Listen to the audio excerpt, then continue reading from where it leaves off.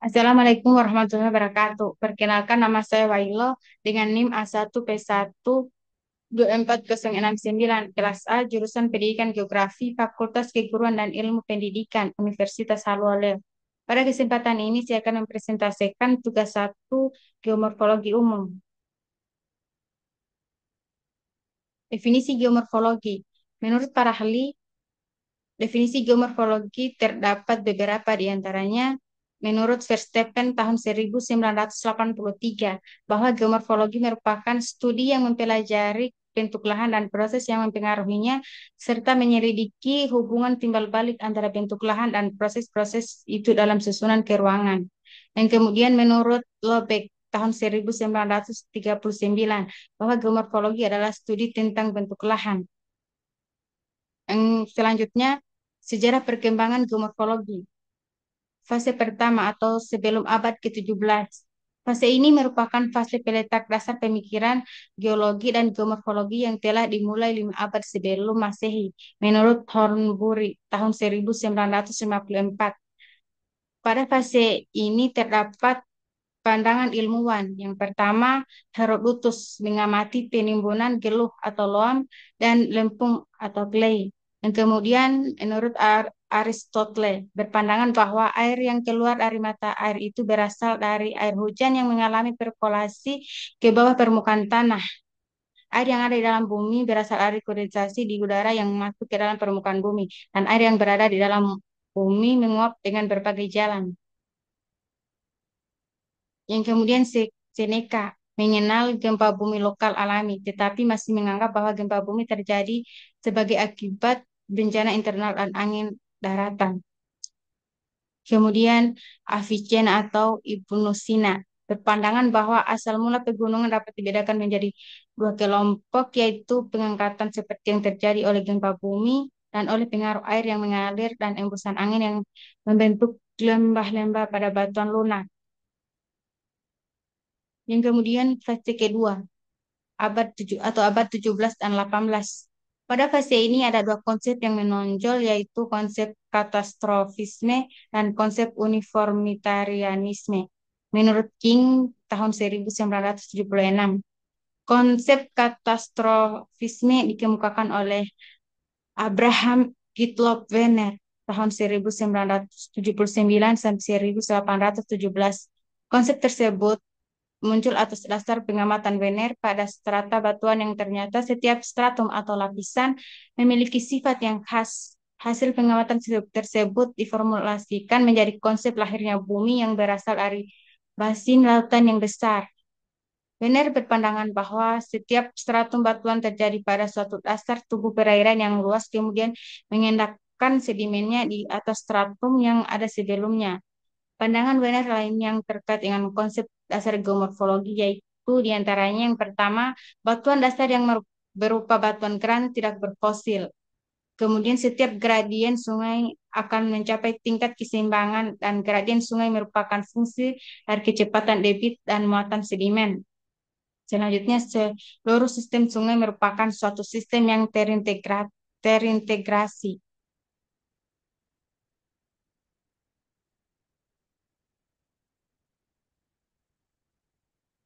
Selanjutnya, fase ketiga atau awal abad 19.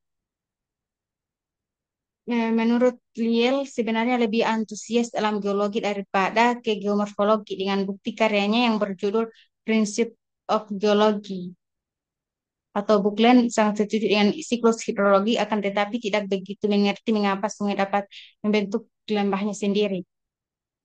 Yang kemudian Agassiz terkenal dengan teori glasialnya, bersama-sama dengan Buckland mengadakan perjalanan ke sis. Mereka mengadakan pengamatan terhadap pantai dasar glasial yang akhirnya menghasilkan formulasi tentang struktur endapan glasial. Yang selanjutnya fase keempat, akhir abad 19. Ramsey tahun 1814 sampai 1891 dalam geomorfologi terutama dalam proses glasial. Ber, eh, Pendapat penting dari Ramsey diantaranya Ada hubungan penting antara teori glasial dengan teori fluvial, terutama untuk mengetahui tenaga gletser untuk mengerosi. Dan kemudian kejadian danau di daerah bergletser tidak dapat dijelaskan dengan proses fluvial, tetapi dapat dijelaskan dengan proses glasial. Dan kemudian tenaga erosi dari gletser terutama terdapat pada bagian bawah. Kemudian ada hubungan antara retakan atau lenturan dengan arah sungai.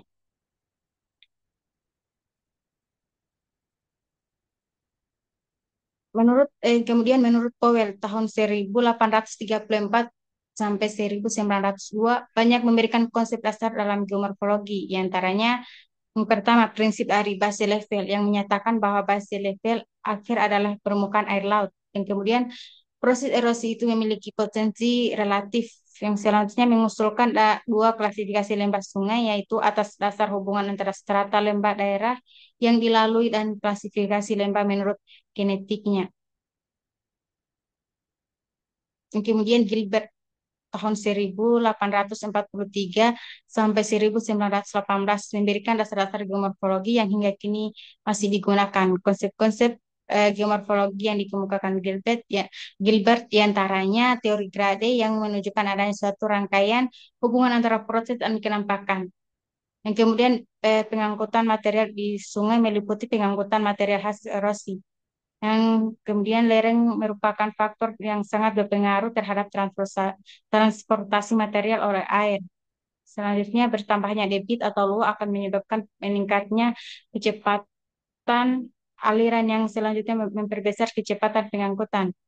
Kemudian dalam penyelidikan komponen fisikal, HAMS dilandasi dengan formulasi teori-teori.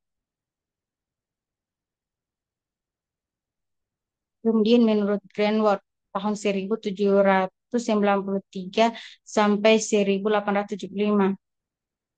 Pendukungan hotel dan Playfair. Konsep yang dikemukakan oleh Greenwald adalah yang pertama proses irigasi di suatu lahan dapat dijelaskan dengan hujan dan sungai. Air hujan yang jatuh di permukaan bumi membawa material halus di sepanjang lereng membentuk alur-alur dan akhirnya membentuk sungai-sungai kecil.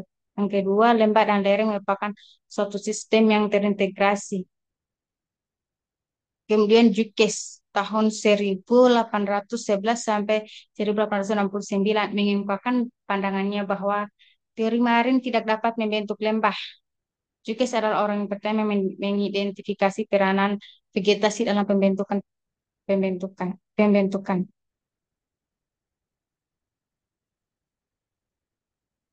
Kemudian selanjutnya fase kelima atau awal abad 20.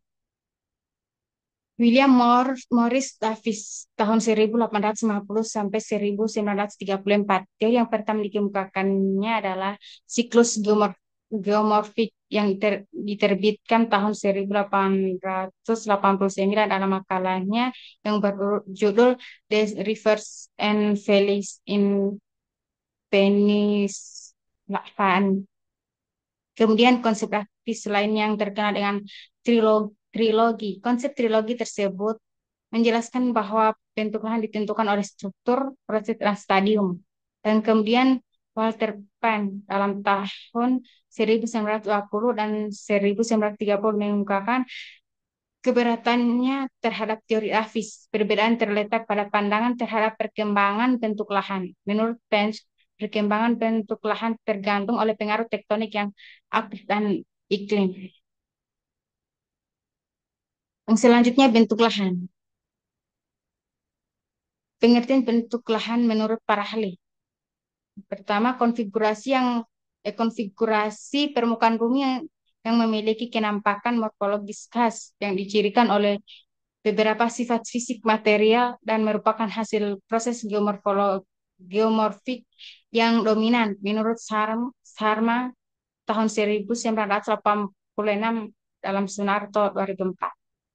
Dan kemudian suatu kenampakan permukaan bumi dengan karakteristik bentuk khusus yang perkembangannya dikaitkan dengan dominasi proses unsur tertentu menurut Panera NJJ tahun 1985. Kemudian menurut Bates and Jackson tahun 1985 dalam Sunarto. Kenampakan fisik permukaan bumi yang mempunyai bentuk mencirikan suatu proses tertentu yang dihasilkan oleh sebab alami. Yang selanjutnya bentuk lahan atau genetik. Yang pertama relief, struktur material, waktu, proses. Relief meliputi lereng, ketinggian, ukuran lereng, bentuk lembah. Kemudian bentuk lahan struktural adalah kenampakan morfologi yang memiliki ting- topografi tinggi dan rendah dengan pola khusus. Bentuk lahan struktural terbentuk karena adanya proses endogen atau proses tektonik yang berupa pengangkatan, perlipatan, dan pensesaran. Kemudian material penyusun bentuk lahan. Ada dua kelompok, yaitu material asar, material penutup permukaan. Kemudian bentuk lahan atau landform selalu mengalami perubahan dari waktu ke waktu. Perubahan bentuk lahan ini disebabkan oleh proses geomorfologi yang dipengaruhi oleh tenaga pembentuk permukaan bumi. Tenaga pembentuk permukaan bumi tersebut bisa berupa tenaga eksogen atau air, angin, gletser, dan intervensi manusia atau tenaga endogen. Yang atau tenaga endogen termasuk tektonik atau vulkanik.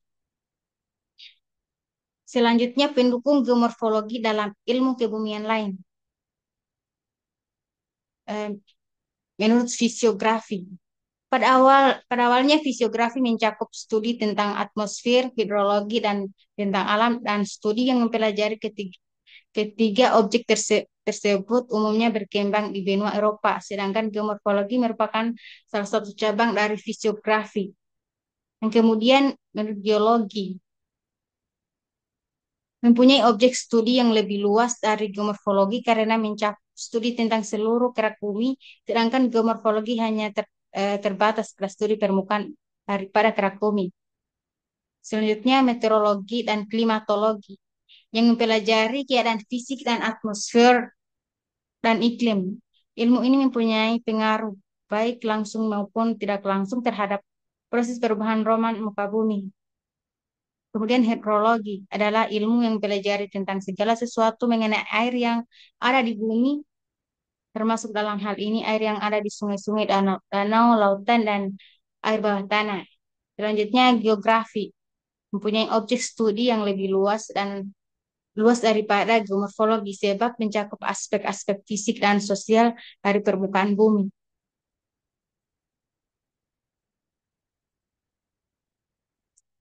Selanjutnya bentuk lahan wadah bagi ekosistem. Lingkungan biotik. Lingkungan biotik adalah komponen yang merujuk pada variabel penyusun dari makhluk hidup. Contohnya manusia, tumbuhan, hewan, bakteri, dan jamur.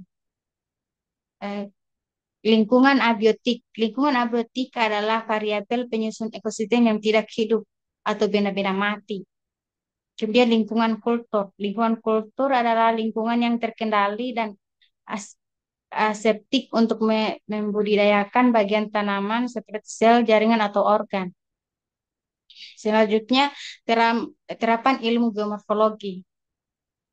Geomorfologi terapan adalah penerapan ilmu geomorfologi dalam analisis bentuk lahan untuk berbagai keperluan, seperti pemetaan, pengukuran perubahan fisik, penyelesaian masalah lingkungan, pencegahan bencana, pengelolaan sumber daya alam, perencanaan pembangunan lahan, dan pemilihan lokasi tapak. Kemudian hubungan geomorfologi, eh, geografi. Geomorfologi merupakan cabang ilmu geografi yang mempelajari bentuk dan struktur permukaan bumi serta proses yang membentuknya. Geomorfologi dan geografi memiliki hubungan yang erat dan saling melengkapi yang dikenal sebagai geomorfologi geografi. Geografi mempelajari hubungan antara geomorfologi dengan objek material dalam geografi. Kajian geografi menghasilkan ilmu bentang lahan, bentang alam, dan bentang geografi.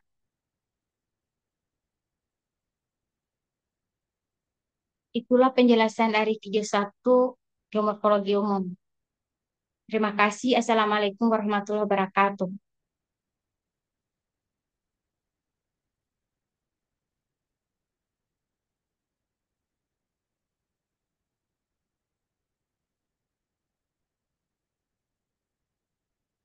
Gimana? Nah, dia muncul begini. Masih video, masih video. Cepet tunggu.